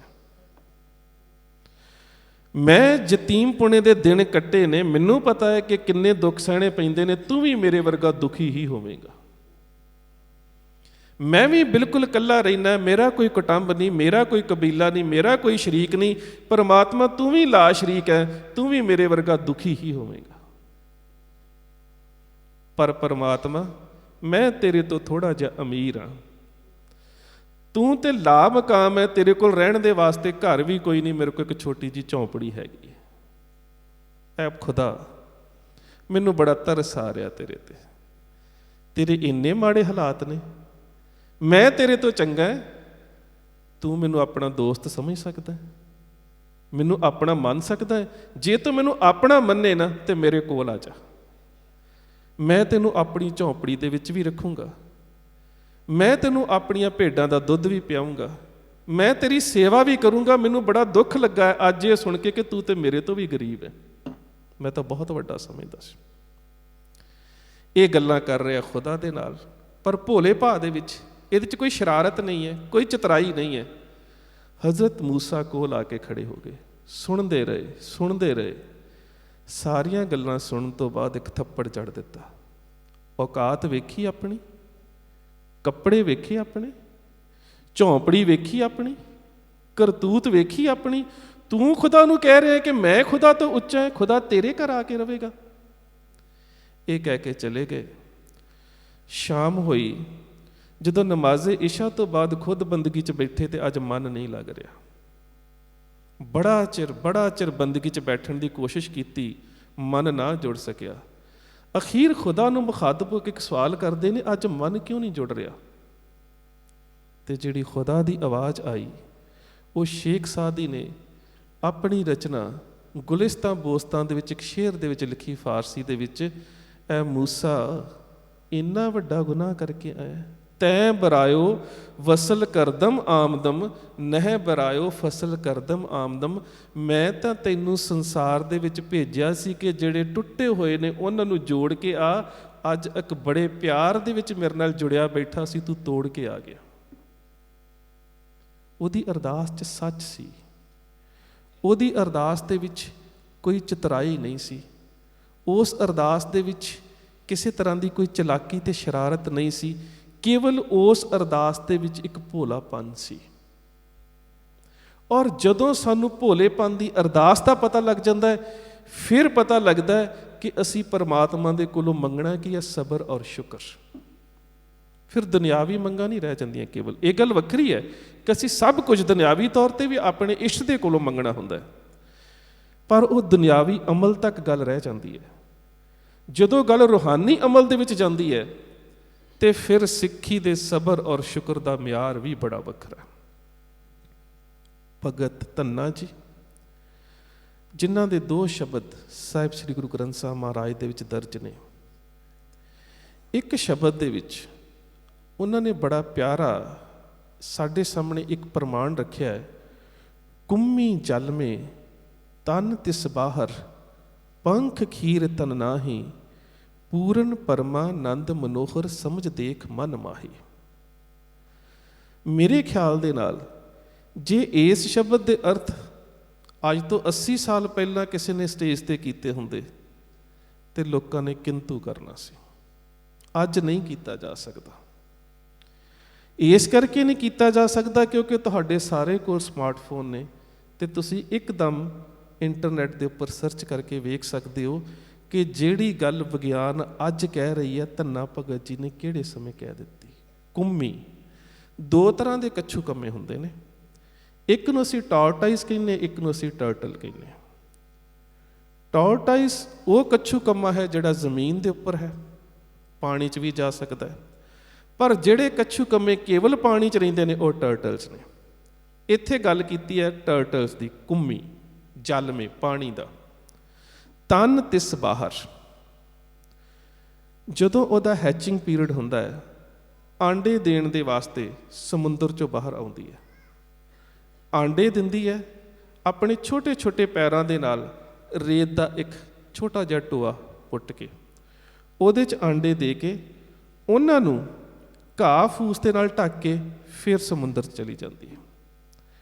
ਆਂਡਿਆਂ ਦੀ ਗਿਣਤੀ 60 ਤੋਂ ਲੈ ਕੇ 90 ਤੱਕ ਵੀ ਹੁੰਦੀ ਹੈ ਤੇ ਉਹਨਾਂ ਦਾ ਜਿਹੜਾ ਹੈਚਿੰਗ ਪੀਰੀਅਡ ਹੈ ਉਹ ਜਿਹੜਾ 80 ਦਿਨ ਤੋਂ ਲੈ ਕੇ 100 ਦਿਨ ਤੱਕ ਦਾ ਹੁੰਦਾ।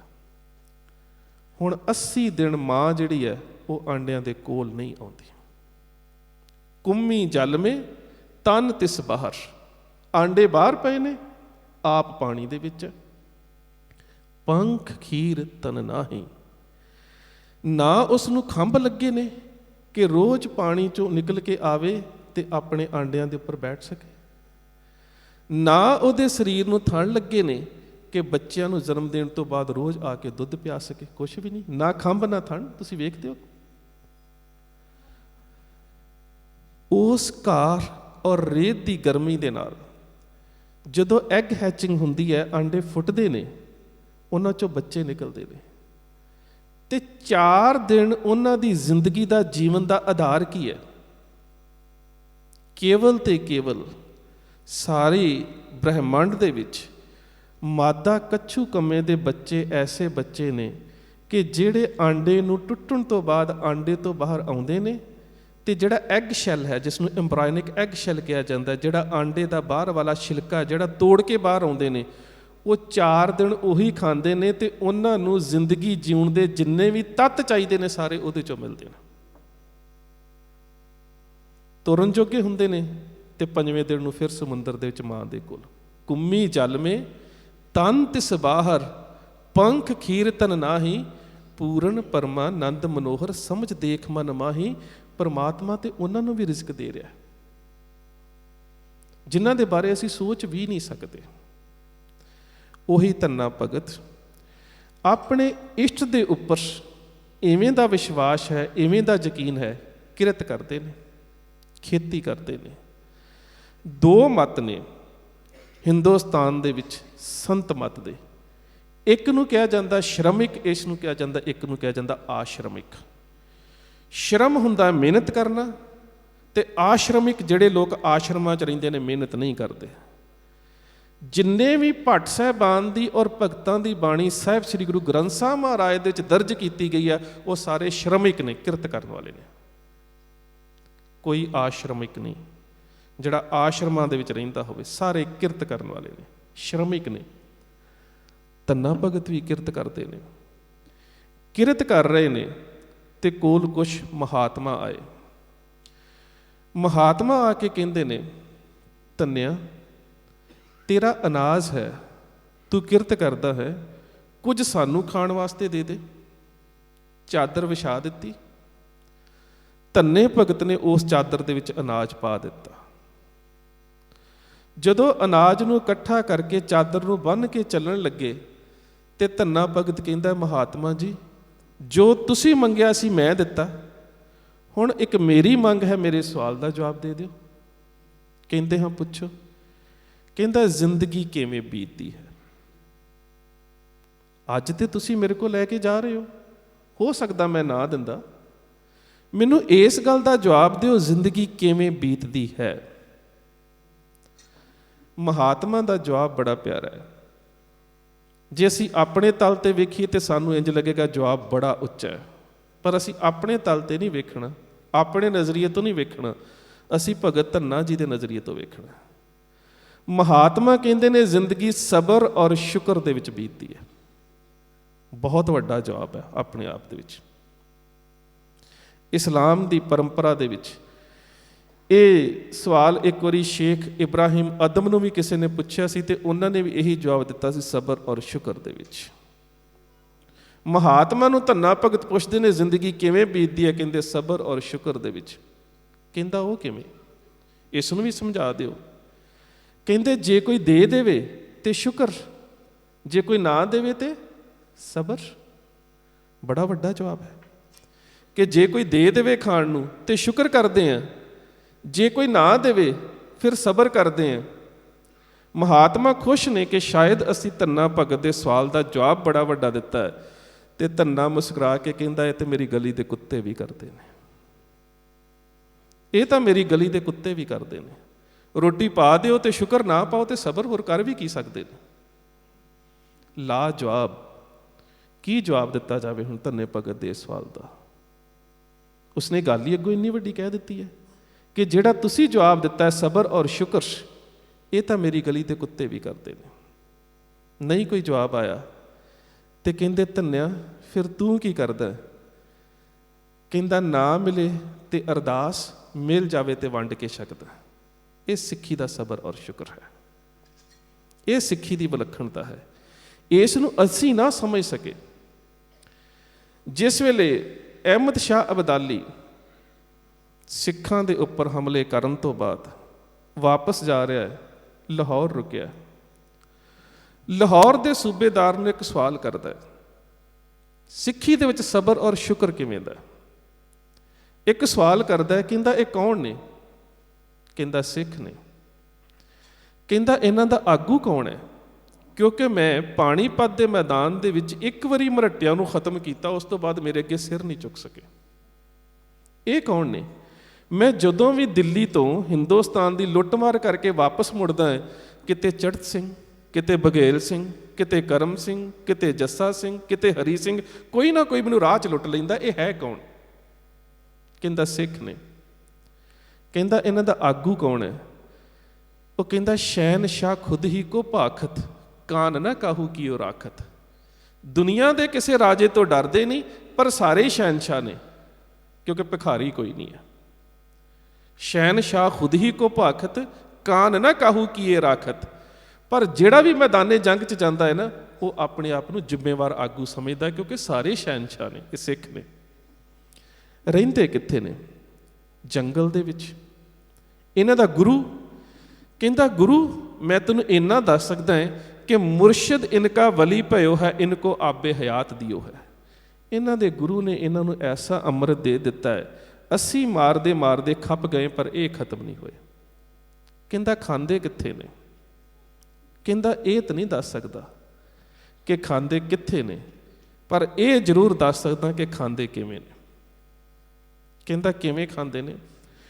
ਕਹਿੰਦਾ ਲੰਗਰ ਤਿਆਰ ਕਰਦੇ ਨੇ, ਲੰਗਰ ਤਿਆਰ ਕਰਨ ਤੋਂ ਬਾਅਦ ਨਗਾਰਾ ਵਜਾਉਂਦੇ ਨੇ ਤੇ ਫਿਰ ਉੱਚੀ ਆਵਾਜ਼ 'ਚ ਕਹਿੰਦੇ ਨੇ ਭੂਖਾ ਦੇਤ ਆਵਾਜ਼ਾਂ ਕੋਈ ਆਵੋ ਦੇਗ ਤਿਆਰ ਗੁਰ ਹੋਈ। ਉੱਚੀ ਆਵਾਜ਼ 'ਚ ਕਹਿੰਦੇ ਨੇ ਕਿ ਜੇ ਕੋਈ ਸਾਡੀ ਆਵਾਜ਼ ਦੁਸ਼ਮਣ ਵੀ ਸੁਣ ਰਿਹਾ ਹੈ ਤੇ ਸਾਡੇ ਲੰਗਰ ਦੇ ਵਿੱਚ ਆ ਕੇ ਛਕ ਲਵੇ, ਸਾਡਾ ਲੰਗਰ ਤਿਆਰ ਹੈ। ਭੂਖਾ ਦੇਤ ਆਵਾਜ਼ਾਂ ਕੋਈ ਆਵੋ ਦੇਗ ਤਿਆਰ ਗੁਰ ਹੋਈ।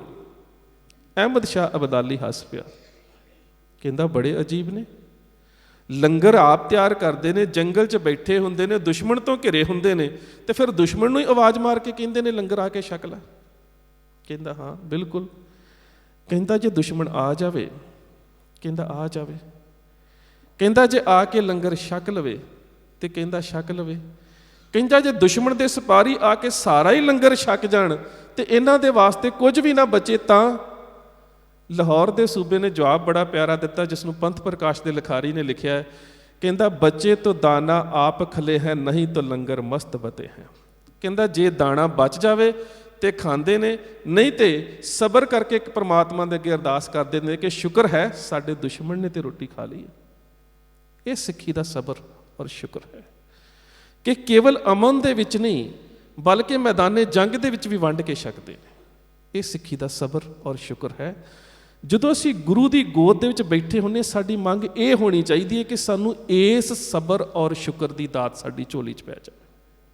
ਦੁਨਿਆਵੀ ਮੰਗਾਂ ਤਾਂ ਸਾਡੀਆਂ ਬਹੁਤ ਹੁੰਦੀਆਂ ਨੇ ਤੇ ਗੁਰਦੇਵ ਪਾਤਸ਼ਾਹ ਬਖਸ਼ਿਸ਼ ਵੀ ਕਰਦੇ ਨੇ, ਔਰ ਮੰਗ ਮੰਗੀ ਵੀ ਪੂਰਨ ਗੁਰੂ ਦੇ ਕੋਲੋਂ ਜਾਂਦੀ ਹੈ।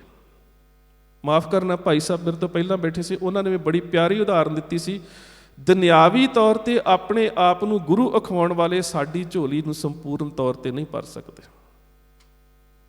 ਦੁਨਿਆਵੀ ਅਮਲ ਦੇ ਵਿੱਚ ਅਸੀਂ ਕਿਰਤ ਕਰਕੇ ਦੁਨਿਆਵੀ ਵਸਤਾਂ ਨੂੰ ਪ੍ਰਾਪਤ ਕਰ ਸਕਦੇ ਹਾਂ, ਪਰ ਰੂਹਾਨੀ ਅਮਲ ਦੇ ਵਿੱਚ ਜਿਹੜੀ ਝੋਲੀ ਸਾਡੀ ਭਰਨੀ ਉਹ ਗੁਰੂ ਨੇ ਭਰਨੀ ਹੈ। ਪਰ ਉਹਦੇ ਵਾਸਤੇ ਇੱਕ ਸ਼ਰਤ ਹੋਰ ਵੀ ਹੈ,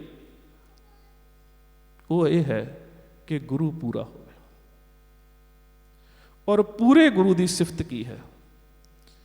ਪੂਰੇ ਗੁਰੂ ਦੀ ਇਹ ਸਿਫਤ ਹੈ ਕਿ ਪੂਰਾ ਗੁਰੂ ਪੂਰਨ ਪ੍ਰੇਮ ਦੇ ਨਾਲ ਤੁਹਾਡੀ ਝੋਲੀ ਨੂੰ ਭਰ ਜਾਂਦਾ। ਤੇ ਉਹਦਾ ਪ੍ਰੇਮ ਪੂਰਾ ਕਿਵੇਂ ਹੈ? ਗੁਰੂ ਗੋਬਿੰਦ ਸਿੰਘ ਮਹਾਰਾਜ ਬੜਾ ਪਿਆਰਾ ਫਰਮਾਨ ਕਰਦੇ ਨੇ, ਜਾਗਤ ਜੋਤ ਜਪੈ ਨਿਸਬਾਸਰ ਏਕ ਬਿਨਾ ਮਨ ਨੈਕ ਨ ਆਨੈ ਪੂਰਨ ਪ੍ਰੇਮ ਪ੍ਰਤੀਤ ਸਜੈ ਵਰਤ ਗੋੜ ਬੜੀ ਮਠ ਭੂਲ ਨਾ ਮਾਨਿਆ। ਪੂਰਨ ਪ੍ਰੇਮ, ਇਹਦਾ ਮਤਲਬ ਜੇ ਗੁਰਦੇਵ ਪਾਤਸ਼ਾਹ ਨੇ ਕਿਹਾ ਕਿ ਸਿੱਖ ਦਾ ਪਿਆਰ ਜਿਹੜਾ ਉਹ ਪੂਰਨ ਹੋਣਾ ਚਾਹੀਦਾ ਹੈ, ਕੋਈ ਪਿਆਰ ਅਧੂਰਾ ਵੀ ਫਿਰ ਜ਼ਰੂਰ ਹੋਵੇਗਾ, ਕਿਉਂਕਿ ਬਹੁਤ ਉਦਾਹਰਨਾਂ ਨੇ ਗੁਰਬਾਣੀ ਦੇ ਵਿੱਚ ਪਿਆਰ ਦੀਆਂ। ਭਗਤ ਰਵਿਦਾਸ ਜੀ ਇੱਕ ਜਾਂ ਤੇ ਇੱਥੇ ਵੀ ਕਹਿੰਦੇ ਨੇ ਕਿ ਇੱਕ ਪਿਆਰ ਤਾਂ ਕਈ ਵਾਰੀ ਵਿਨਾਸ਼ ਦਾ ਕਾਰਨ ਵੀ ਬਣ ਜਾਂਦਾ ਹੈ। ਮ੍ਰਿਗ ਮੀਨ ਪਤੰਗ ਭ੍ਰਿੰਗ ਕੁੰਚਰ ਏਕ ਦੋਖ ਵਿਨਾਸ਼। ਸ਼ਮਾ ਦੇ ਦੁਆਲੇ ਪਰਵਾਨਾ ਮਰਦਾ ਹੈ, ਪਾਣੀ ਤੋਂ ਬਿਨਾਂ ਮੱਛੀ ਮਰਦੀ ਹੈ, ਕਾਮਕਤਾ ਦੇ ਪਿਆਰ ਦੇ ਵਿੱਚ ਹਾਥੀ ਗੁਲਾਮ ਬਣ ਜਾਂਦਾ ਹੈ, ਭੰਵਰਾ ਫੁੱਲ ਦੇ ਵਿੱਚ ਆਪਣੀ ਜ਼ਿੰਦਗੀ ਖਤਮ ਕਰ ਲੈਂਦਾ ਹੈ ਤੇ ਪਿਆਰ। ਪਰ ਇਹ ਪਿਆਰ ਕਿਵੇਂ ਦਾ ਹੈ ਤੇ ਗੁਰੂ ਦੇ ਪਿਆਰ 'ਚ ਕੀ ਅੰਤਰ ਹੈ? ਭਾਈ ਸਾਹਿਬ ਭਾਈ ਗੁਰਦਾਸ ਕਹਿੰਦੇ ਨੇ ਕਿ ਜਿਹੜੇ ਪਿਆਰ ਵਿਨਾਸ਼ ਦਾ ਕਾਰਨ ਬਣਦੇ ਨੇ ਉਹ ਇੱਕ ਪਾਸੜ ਤਾਂ ਹੋ ਸਕਦਾ ਹੈ, ਵਨ ਸਾਈਡਡ ਲਵ ਤਾਂ ਹੋ ਸਕਦਾ ਹੈ, ਪਰ ਗੁਰੂ ਤੇ ਸਿੱਖ ਦਾ ਪਿਆਰ ਇਹਦੇ ਤੋਂ ਵੀ ਕਿਤੇ ਉੱਚਾ ਹੈ, ਇਹਦੇ ਤੋਂ ਵੀ ਉੱਚਾ ਹੈ।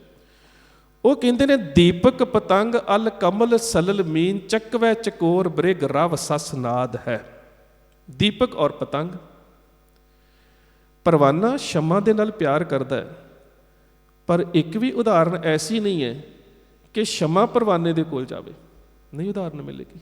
ਅਲ ਕਮਲ, ਭੰਵਰਾ ਹੀ ਹਮੇਸ਼ਾ ਫੁੱਲ ਦੇ ਕੋਲ ਜਾਂਦਾ ਹੈ, ਕਦੀ ਫੁੱਲ ਭੰਵਰੇ ਦੇ ਕੋਲ ਨਹੀਂ ਆਇਆ। ਸਲਲ ਮੀਨ, ਮੱਛੀ ਪਾਣੀ ਦੇ ਨਾਲ ਪਿਆਰ ਕਰਦੀ ਹੈ, ਪਰ ਪਾਣੀ ਮੱਛੀ ਦੇ ਕੋਲ ਕਿੱਥੇ ਆਉਂਦਾ? ਚੱਕਵੈ ਚਕੋਰ ਮ੍ਰਿਗ ਰਵ ਸਸ ਨਾਦ ਹੈ। ਚੱਕਵਾ ਸੂਰਜ ਨੂੰ ਤੱਕਦਾ ਰਹਿੰਦਾ ਹੈ, ਸੂਰਜ ਕਦੀ ਚੱਕਵੇ ਦੇ ਕੋਲ ਨਹੀਂ ਆਉਂਦਾ। ਚਕੋਰ ਚੰਦਰਮਾ ਨੂੰ ਤੱਕਦਾ ਰਹਿੰਦਾ ਹੈ, ਚੰਦਰਮਾ ਕਦੀ ਚਕੋਰ ਦੇ ਕੋਲ ਨਹੀਂ ਆਉਂਦਾ। ਮ੍ਰਿਗ ਰਵ ਸਸ ਨਾਦ ਹੈ, ਹਮੇਸ਼ਾ ਮ੍ਰਿਗ ਨੂੰ ਹੀ ਰਾਗ ਦੇ ਕੋਲ ਜਾਣਾ ਪੈਂਦਾ ਹੈ, ਪਰ ਰਾਗ ਕਦੀ ਮ੍ਰਿਗ ਦੇ ਕੋਲ ਨਹੀਂ ਆਉਂਦਾ। ਤੇ ਭਾਈ ਸਾਹਿਬ ਭਾਈ ਗੁਰਦਾਸ ਕਹਿੰਦੇ ਨੇ ਪ੍ਰੀਤ ਇੱਕ ਅੰਗੀ ਵਨ ਸਾਈਡਡ। ਇਹ ਤੇ ਇੱਕ ਪਾਸੇ ਦਾ ਪਿਆਰ ਹੋਇਆ ਨਾ, ਕਿ ਮੱਛੀ ਪਿਆਰ ਕਰ ਰਹੀ ਹੈ, ਭੰਵਰਾ ਪਿਆਰ ਕਰ ਰਿਹਾ, ਪਰਵਾਨਾ ਪਿਆਰ ਕਰ ਰਿਹਾ, ਚਕਵਾ ਪਿਆਰ ਕਰ ਰਿਹਾ, ਚਕੋਰ ਕਰ ਰਿਹਾ। ਪ੍ਰੀਤ ਇੱਕ ਅੰਗੀ ਬਹੁ ਰੰਗੀ ਨਾ ਸੰਗੀ ਕੋਈ, ਸਭੇ ਦੁਖਦਾਈ ਨਾ ਸਹਾਈ ਅੰਤ ਆਦ ਹੈ। ਜੀਵਤ ਨਾ ਸਾਧ ਸੰਗ ਮੋਏ ਨਾ ਪਰਮਗਤ, ਗਿਆਨ ਧਿਆਨ ਪ੍ਰੇਮ ਰਸ ਪ੍ਰੀਤਮ ਪ੍ਰਸਾਦ ਹੈ। ਇਹ ਤਾਂ ਇੱਕ ਪਾਸੇ ਦਾ ਪਿਆਰ ਹੋਇਆ। ਤੇ ਪਿਆਰ ਦੀ ਸੰਪੂਰਨਤਾ ਫਿਰ ਕਿੱਥੇ ਹੈ? ਚਰਨ ਸ਼ਰਨ ਗੁਰ ਏਕ ਪੈਂਡਾ ਜਾਏ ਚੱਲ, ਸਤਿਗੁਰ ਕੋਟ ਪੈਂਡਾ ਆਗੇ ਹੋਏ ਲੇਤ ਹੈ। ਇਹ ਪਿਆਰ ਦੀ ਸੰਪੂਰਨਤਾ ਹੈ। ਇਹ ਇੱਕ ਪਾਸੜ ਪਿਆਰ ਨਹੀਂ ਹੈ। ਸਿੱਖ ਇੱਕ ਕਦਮ ਵਧਾਉਂਦਾ ਹੈ ਤੇ ਗੁਰੂ ਕਰੋੜਾਂ ਕਦਮ ਚੱਲ ਕੇ ਆਉਂਦਾ ਹੈ।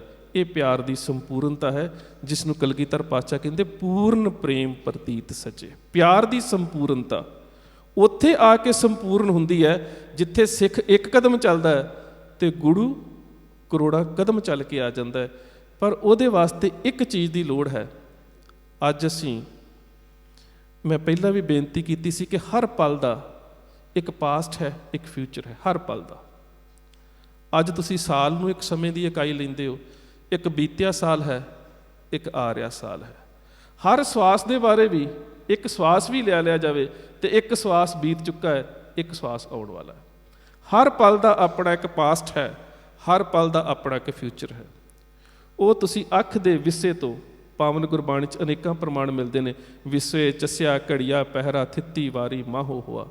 ਜਿਹੜਾ ਅੱਖ ਦੀ ਬਲਿੰਕਿੰਗ ਹੈ ਉਹਨੂੰ ਵਿਸਾ ਕਿਹਾ ਜਾਂਦਾ ਹੈ। ਉਸ ਤੋਂ ਬਾਅਦ 30 ਵਿਸਿਆਂ ਦਾ ਇੱਕ ਚੱਸਾ ਹੁੰਦਾ ਹੈ, 30 ਚੱਸਿਆਂ ਦਾ ਇੱਕ ਪਲ ਹੁੰਦਾ ਹੈ, 60 ਪਲਾਂ ਦੀ ਘੜੀ ਹੁੰਦੀ ਹੈ, 7.5 ਘੜੀਆਂ ਦਾ ਇੱਕ ਪਹਿਰ ਹੁੰਦਾ ਹੈ, 8 ਪਹਿਰਾਂ ਦਾ ਇੱਕ ਦਿਨ ਹੁੰਦਾ ਹੈ। ਇਹ ਤੇ ਸਮੇਂ ਦੀਆਂ ਇਕਾਈਆਂ ਨੇ। ਪਰ ਹਰ ਵਿਸੇ ਦਾ, ਹਰ ਪਲ ਦਾ ਇੱਕ ਪਾਸਟ ਵੀ ਹੈ, ਇੱਕ ਫਿਊਚਰ ਵੀ ਹੈ।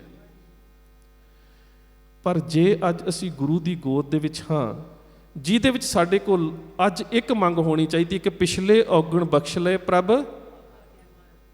ਇਹ ਸਾਡਾ ਵਰਤਮਾਨ ਹੈ ਕਿ ਅਸੀਂ ਗੁਰੂ ਦੀ ਗੋਦ ਦੇ ਵਿੱਚ ਹਾਂ।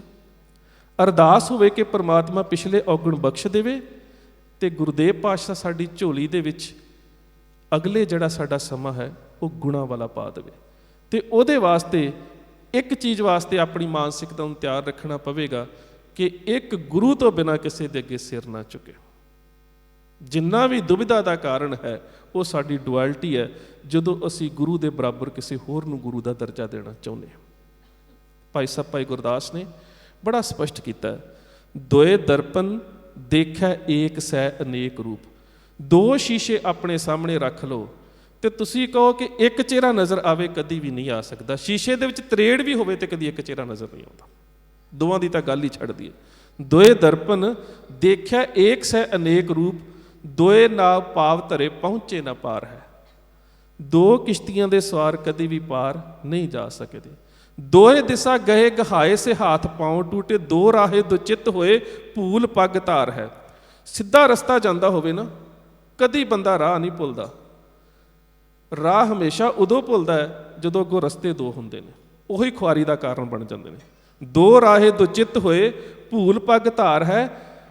ਅੱਗੇ ਕਹਿੰਦੇ ਨੇ ਦੋਏ ਭੂਪ ਜਾ ਕੇ ਗਾਓ ਪਰ ਜਾਣਾ ਸੁਖੀ ਹੋਤ, ਦੋਏ ਪੁਰਖਨ ਕੀ ਨਾ ਨਾਰ ਕੁਲਾ ਤਾਰ ਹੈ। ਜੇਕਰ ਇੱਕ ਸ਼ਹਿਰ ਦੇ ਦੋ ਰਾਜੇ ਬਣਾ ਦਿੱਤੇ ਜਾਣ ਤੇ ਵਸਣ ਵਾਲੇ ਲੋਕ ਵੀ ਕਦੀ ਖੁਸ਼ ਨਹੀਂ ਰਹਿ ਸਕਦੇ, ਉਹ ਵੀ ਧੜਿਆਂ ਦੇ ਵਿੱਚ ਵੰਡੇ ਜਾਣਗੇ। ਅੱਜ ਜੋ ਸਾਡੀ ਕੌਮ ਦੇ ਹਾਲਾਤ ਹੁੰਦੇ ਜਾ ਰਹੇ ਨੇ। ਦੋਏ ਭੂਪ ਜਾ ਕੇ ਗਾਓ ਪਰਜਾ ਨਾ ਸੁਖੀ ਹੋਤ। ਤੇ ਫਿਰ ਗੁਰਸਿੱਖ ਦੇ ਬਾਰੇ ਕੀ ਹੈ? ਗੁਰਸਿੱਖ ਹੋਏ ਆਨ ਦੇਵ ਟੇਵ ਸੇਵ ਗਹਿ, ਸਹੇ ਜਮ ਦੰਡ ਤ੍ਰਿਗ ਜੀਵਨ ਤ੍ਰਿਕਾਰ ਹੈ। ਸਿੱਖ ਦੇ ਜੀਵਨ ਦੇ ਵਾਸਤੇ ਤ੍ਰਿਕਾਰ ਹੈ ਕਿ ਉਹ ਆਪਣੇ ਇਸ਼ਟ ਨੂੰ ਛੱਡ ਕੇ ਕਿਸੇ ਹੋਰ ਦੇ ਅੱਗੇ ਸਿਰ ਝੁਕਾਵੇ। ਇਹ ਗੱਲ ਭਾਈ ਸਾਹਿਬ ਭਾਈ ਗੁਰਦਾਸ ਕਹਿੰਦੇ ਨੇ। ਸੋ ਵਕਤ ਮੇਰਾ ਸਮਾਪਤ ਹੈ। ਗੁਰੂ ਦੀ ਗੋਦ ਦੇ ਵਿੱਚ ਬੈਠੇ ਆ। ਜਿਹੜਾ ਮੇਰੇ ਗੁਰੂ ਦਾ ਨਿਸ਼ਚਾ ਸੀ, ਉਹ ਨਿਸ਼ਚਾ ਸਾਡੀ ਜ਼ਿੰਦਗੀ ਦਾ ਅੱਜ ਹਿੱਸਾ ਬਣ ਜਾਵੇ।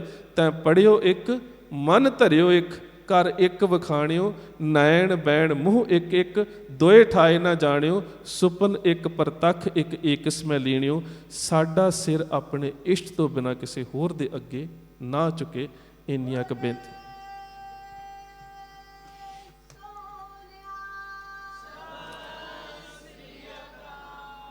ਇੰਨੀਆਂ ਕੁ ਬੇਨਤੀਆਂ ਪ੍ਰਵਾਨ। ਫਤਿਹ ਦੀ ਸਾਂਝ ਗੱਜ ਕੇ ਆਖਿਓ ਜੀ। ਵਾਹਿਗੁਰੂ ਜੀ ਕਾ ਖਾਲਸਾ, ਵਾਹਿਗੁਰੂ ਜੀ ਕੀ ਫਤਿਹ।